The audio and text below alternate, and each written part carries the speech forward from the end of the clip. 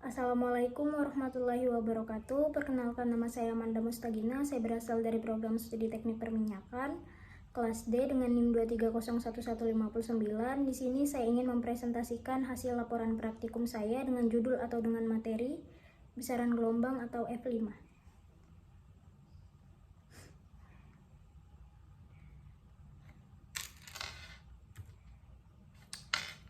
Di laporan saya ini terdapat abstrak atau pada percobaan besaran gelombang ini bertujuan untuk memahami konsep dasar perambatan gelombang dan memahami besaran-besaran gelombang, serta pada percobaan praktikum ini bertujuan untuk menganalisis besaran-besaran gelombang yang dilakukan pada saat praktikum adalah memperhatikan panjang gelombang untuk setiap variasi nilai frekuensi yang didapat atau diterima pada saat pengolahan data pemberian data oleh asisten praktikum.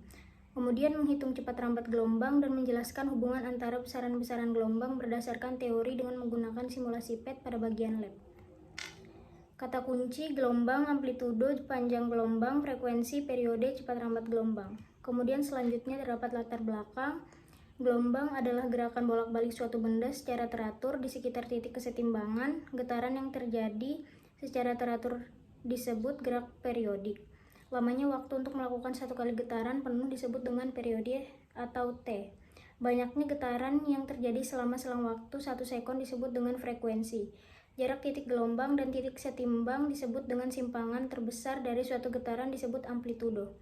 Gelombang merupakan getaran yang memindahkan energi dari satu tempat ke tempat lainnya tanpa disadari yang melewatinya. Berdasarkan medium perambatannya, gelombang dibagi menjadi gelombang mekanik dan gelombang elektromagnetik. Berdasarkan arah rambatnya, gelombang dibagi menjadi gelombang transversal dan gelombang longitudinal. Dan berdasarkan amplitudo, gelombang dibagi menjadi gelombang berjalan dan diam.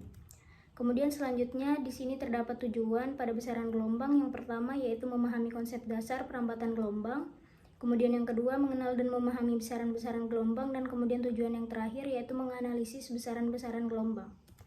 Dan selanjutnya untuk permasalahan dari besaran gelombang sendiri, yang pertama ada bagaimana memahami konsep dasar perambatan gelombang. Kemudian yang kedua bagaimana mengenal dan memahami besaran-besaran gelombang. Kemudian yang ketiga bagaimana menganalisis besaran-besaran gelombang.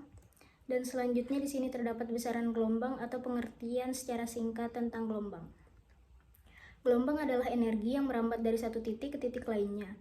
Berdasarkan arah getar dan arah rambatnya, gelombang diklasifikasikan menjadi 2 jenis, yaitu gelombang transversal dan gelombang longitudinal.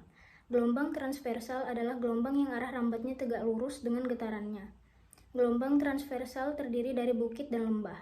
Gelombang longitudinal adalah gelombang yang arah rambatnya searah dengan arah getarnya. Gelombang longitudinal terdiri dari rapatan dan regangan. Kemudian di sini terdapat ilustrasi atau gambar gelombang.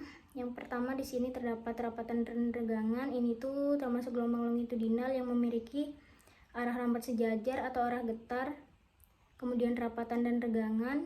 Kemudian pada gambar kedua di sini terdapat ilustrasi gelombang transversal.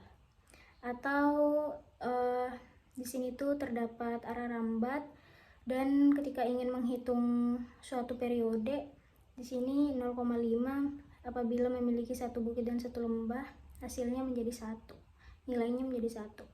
Kemudian ke atas itu arah getar, dan di sini panjang gelombang, dan ini adalah puncak gelombangnya. Kemudian selanjutnya di sini besaran gelombang lagi. Contoh sederhana gelombang apabila kita mengikatkan satu ujung tali ke tiang dan satu ujung talinya lagi digoyangkan. Akan terbentuk banyak bukit dan lembah di tali yang digoyangkan tadi. Inilah yang disebut gelombang. Gelombang juga dapat didefinisikan sebagai gangguan sifat fisis suatu medium yang merambat melalui medium tersebut menurut waktu dan tempat, tetapi mediumnya sendiri tidak ikut bergerak bersama gelombang. Kemudian di sini terdapat fungsi sinusoidal. Di sini terdapat keterangan yaitu Y gerakan partikel. Kemudian amplitudo Kx dikurang omega ditambah pi fase gelombang atau radian. Di sini ada pi fase awal atau radian. Kemudian omega frekuensi sudut radian per second. Kemudian di sini terdapat konstanta bilangan gelombang. Kemudian di sini terdapat penjelasan sedikit tentang periode adalah waktu yang dibutuhkan gelombang untuk melakukan satu kali putaran. Dan untuk rumus periode itu adalah 1 dibagi frekuensi, dan untuk menjadi Dan selanjutnya di sini ada waktu dibagi nilai. Kemudian frekuensi adalah banyaknya gelombang yang bisa terbentuk setiap detik. Dan untuk rumus frekuensi sendiri yaitu 1 dibagi waktu atau nilai dibagi waktu atau 2pi dibagi omega. Kemudian cepat rambat gelombang adalah panjangnya jarak yang ditempuh oleh gelombang tiap satuan waktu. Ini adalah cepat rambat gelombang, dan untuk mencari cepat rambat gelombang itu rumusnya adalah lambda dibagi periode. Kemudian di sini juga ada lambda dikali frekuensi, ada omega dibagi konstanta. Kemudian selanjutnya di sini terdapat flowchart. Yang pertama ada start, buka pad simulasi, atur simulasi menjadi osilasi, atur simulasi menjadi tak berujung, atur redaman ke posisi 0 dan tegangan ke posisi besar, serta tampilkan penggaris dan garis penanda. Kemudian atur amplitudo sebesar 0,5 cm dan frekuensi sebesar 0,5 Hz sampai 3 Hz dengan penambahan oil pada simulasi. Tentukan nilai S yang terpaca pada penggaris, hitung banyak gelombang yang terjadi, hitung panjang gelombang yang terjadi, periode dan cepat rambat gelombang tersebut. Kemudian selesai, lalu presentasikan. Kemudian selanjutnya di sini terdapat alat untuk melakukan praktikum atau percobaan. Di sini kita memerlukan link pad, komputer atau laptop, dan kertas A4 dan pulpen untuk mencatat data yang diperoleh. Dan untuk prosedur kerja sendiri, di sini yang pertama ada buka simulasi pad, kemudian ubah osilasi menjadi oscillate, kemudian atur simulasi menjadi no end, dan yang keempat atur damping ke posisi non dan tension ke posisi high, serta tampilkan rulers dan reference line. Kemudian yang kelima atur amplitudo dan frekuensi pada simulasi, dan yang keenam tentukan nilai S yang terbaca pada penggaris. Kemudian yang ketujuh hitung banyak gelombang yang terjadi, dan yang terakhir adalah hitung panjang gelombang yang terjadi, periode dan kecepatan rambat gelombang tersebut. Kemudian selanjutnya di sini terdapat pengolahan data yang telah kita peroleh atau yang telah kita dapat oleh asisten praktikum. Di sini amplitudonya 0,6 cm diubah menjadi meter. Kemudian frekuensinya 0,5 sampai 3 penambahan 0,1. Dan di sini saya ingin menunjukkan tutorial bagaimana cara menggunakan link pad simulasi untuk melakukan percobaan pada besaran gelombang kali ini. Pertama-tama di sini yang kita butuhkan atau yang perlu kita lakukan, di sini mari kita klik no end. Kemudian kita ganti oscillate, kemudian di sini kita klik slow motion. Kemudian di sini tensionnya kita ubah menjadi high dan dampingnya non. Frekuensinya kita menggunakan 1. Kemudian amplitude-nya kita gunakan 0,6. Dan di sini kita ubah menjadi rulers. Nah, pertama-tama di sini karena kita sudah mengubah amplitude dan frekuensinya, di sini kita akan menghitung cepat rambat gelombangnya. Mari kita keluarkan waktu.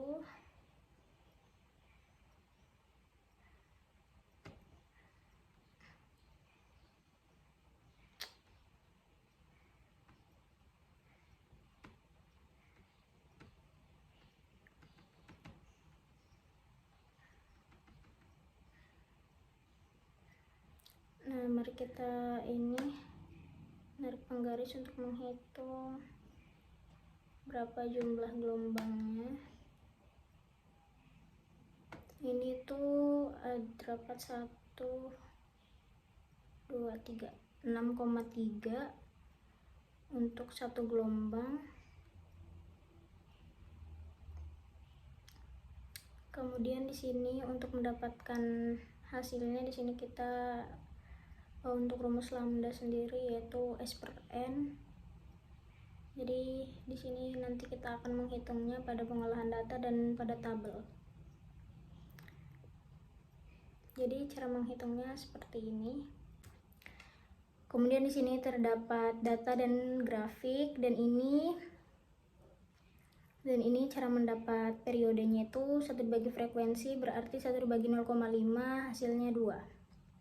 Kemudian konstanta itu 2pi dibagi lambda, 2 dikali 3,14 dibagi 12,4, dan ini hasilnya. Dan untuk omega di sini 2pi dikali frekuensi 3,14 dikali 2, kemudian dikali dengan frekuensi 0,5, hasilnya 3,14. Dan untuk cepat rambat gelombang atau V, di sini rumusnya lambda dikali F, dan untuk mencari hasil cepat rambat gelombang kita masukkan nilai 12,4 dikali 0,5, kemudian mendapatkan hasil 6,2. Dan seterusnya untuk mendapatkan hasil dan nilai-nilai yang akurat diharapkan untuk memperhatikan atau data atau nilai dengan teliti. Kemudian di sini terdapat data dan grafik, dan ini adalah datanya tabel 4.1.1 hasil pengambilan data, dan di sini adalah hubungan antara cepat rambat gelombang dengan frekuensi. Begini tampilan atau gambar grafik 1, hubungan antara cepat rambat gelombang dan frekuensi. Dan kemudian grafik yang kedua, ini hubungan antara panjang gelombang dan frekuensi. Selanjutnya di sini ada hubungan antara cepat rambat gelombang dan periode, dan untuk grafik yang terakhir di sini hubungan antara lambda atau panjang gelombang dengan periode. Kemudian selanjutnya di sini terdapat pembahasan. Pada pembahasan praktikum, besaran gelombang ini bertujuan untuk memahami konsep dasar perambatan gelombang, memahami besaran-besaran gelombang, dan menganalisis besaran-besaran gelombang. Pada pembahasan ini juga digunakan frekuensi 0,5 sampai 3 dengan penambahan 0,1.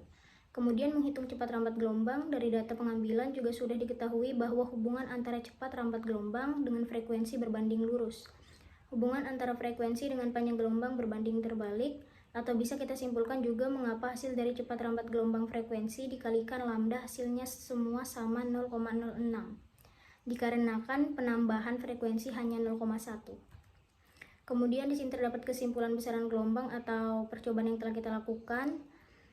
Dengan menggunakan PET Simulation Projectile Motion dapat disimpulkan bahwa kita dapat memahami bagaimana gelombang merambat. Selain itu kita juga dapat memahami amplitude yang ada pada besaran gelombang, periode pada gelombang, fase gelombang, panjang gelombang, dan cepat rambat gelombang, serta bagaimana cara memperoleh nilai dari data yang ada. Kemudian di sini yang terakhir terdapat saran dari percobaan yang telah dilakukan dengan menggunakan PET Simulation Projectile Motion. Disarankan untuk yang pertama, pada saat melakukan percobaan dianjurkan untuk memperhatikan data dengan teliti. Kemudian yang kedua, agar tidak ada kesalahan dalam analisis data atau pengolahan data, sebaiknya mengecek kembali data. Kemudian saran yang terakhir atau yang ketiga, diharapkan kerjasama antar anggota untuk tidak saling menyalin punya teman yang lain. Sekian laporan presentasi dari saya ucapkan terima kasih dan mohon maaf apabila terdapat kesalahan kata pada saat saya mempresentasikan laporan saya. Dan di sini sebelum saya menutupnya, di sini saya ingin berterima kasih kepada Bapak dosen Dharma Runglabi selaku dosen pembimbing Fisika Dasar 1, dan untuk asisten praktikum yaitu Mbak Siti Elza Maharani dan Bang Arjuna Briefing Mamuaya, saya ucapkan terima kasih. Assalamualaikum warahmatullahi wabarakatuh.